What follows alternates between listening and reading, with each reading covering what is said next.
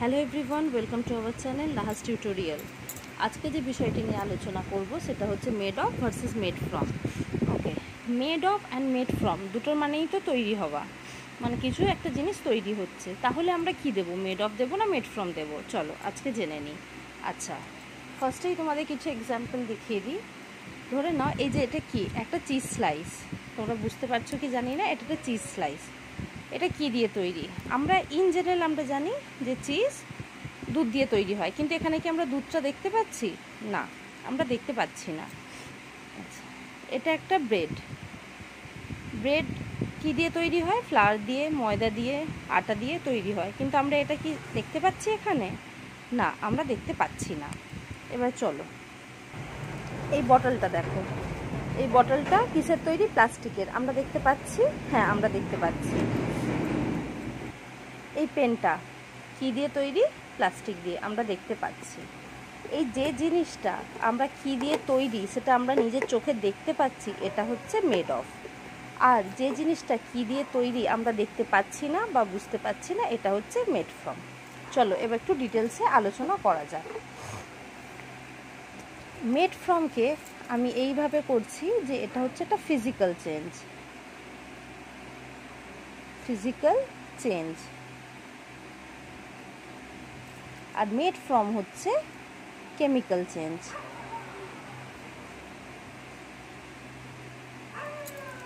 দেখো, ফিজিক্যাল চেঞ্জটা কি? ধরে নাও একটা বরফ, সেটা কি দিয়ে তৈরি হয়?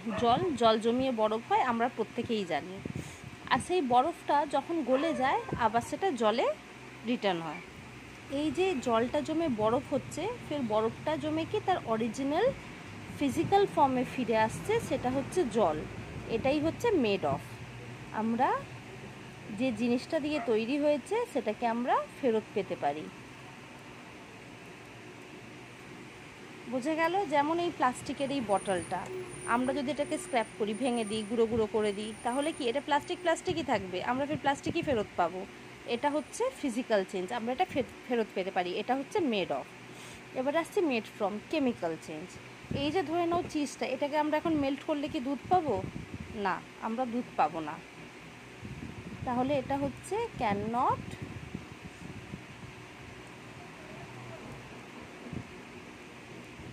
Gate it back. এটাকে আমরা আর ফেরত পাবো না। তাহলে মেড অফ হচ্ছে ফিজিক্যাল চেঞ্জ, আর মেড ফ্রম হচ্ছে কেমিক্যাল চেঞ্জ। যে জিনিসটা আমরা দেখতে পাচ্ছি, যেটা দিয়ে তৈরি, যেটাকে আমরা পুনরায় আমরা ফেরত পেতে পারি। যেরকম যেন একটা কাঁচের গ্লাস, সেটা ভেঙে গেল, তাহলে কি কাঁচটা কাঁচই থাকছে? সেটা ভেঙে গেছে, কাঁচটা কাঁচই থাকছে। ধরুন একটা মার্বেল, একটা বড় মার্বেল পাথর, একটা 2 ফুট বাই 2 ফুটের মার্বেল পাথর, সেটা আমরা ভেঙে টুকরো টুকরো করলাম, ওটা মার্বেলের টুকরো, মার্বেলই থাকছে। কিন্তু মেড ফ্রম, ধরে নাও দুধ থেকে আমরা দই তৈরি হয়, আমরা প্রত্যেকেই জানি, বা দুধ থেকে ছানা তৈরি হয়, কিন্তু ছানাটাকে আমরা ফের রিটার্ন দুধে আনতে পারবো না, বা দইটাকে দুধে আনতে পারবো না। এটাই হচ্ছে মেড ফ্রম। এবার এসো কিছু উদাহরণ দিয়ে আমরা ব্যাপারগুলো বুঝে নিই। তাহলে এই যে paper is made dash would, of wood না ফ্রম উড? এই যে পেপারটা, এটা উড দিয়ে তৈরি, আমরা প্রত্যেকেই জানি এই পেপারটা। তাহলে এই পেপারটাকে কি আমরা ফের উডে নিয়ে যেতে পারবো? না, পারবো না। এটা কেমিক্যালি চেঞ্জ হয়েছে, এটা কেমিক্যালি চেঞ্জ হয়েছে। তাহলে paper is made from would. আচ্ছা, একটা কাঠের chair is made dash would. Chair is made, একটা ধরে নাও কাঠের চেয়ারটাকে আমি ভেঙে ফেললাম, কাঠটা কিন্তু কাঠই আছে, তার কোনো চেঞ্জ হয়নি, খালি ওটা ফিজিক্যালটা চেঞ্জ হয়েছিল। কাঠটাকে আমরা একটা শেপ দিয়েছি, উডটাকে কিসের শেপ দিয়েছি? একটা চেয়ারের শেপ দিয়েছি। তাহলে chair is made of wood.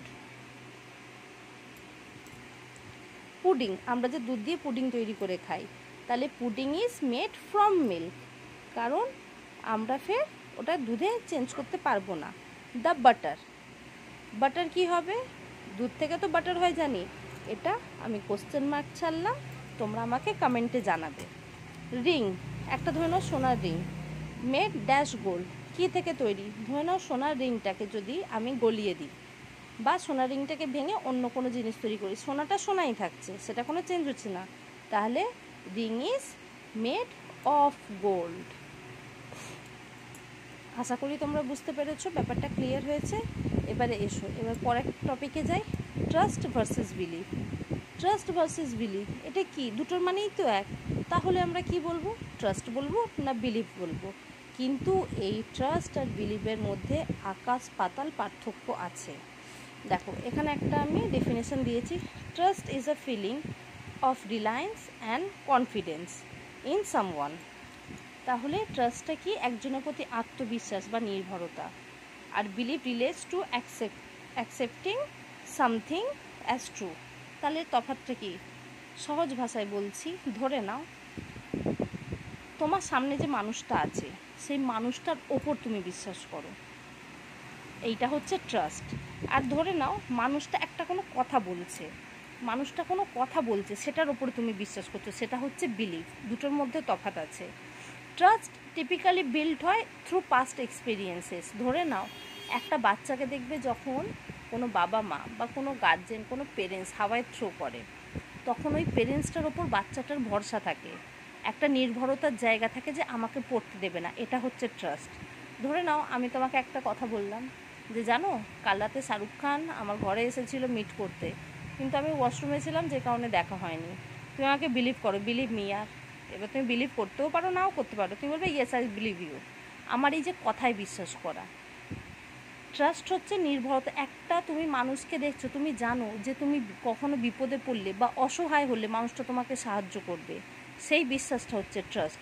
আর মানুষের কথায় যেটা বিশ্বাস, সেটা তোমার কালকে চেঞ্জও হয়ে যেতে পারে, সেটা হচ্ছে বিলিভ। ট্রাস্ট মানে একটা অতীতের অভিজ্ঞতার সঙ্গে তুমি যে বিশ্বাসটা করছো, তুমি জানো এর মধ্যে কোনো পরিবর্তন হবে না, যে বিশ্বাস থাকে যে হ্যাঁ আমার অসময়ে কাজে লাগবে, আমার দুঃখে পাশে থাকবে, সেটা হচ্ছে ট্রাস্ট।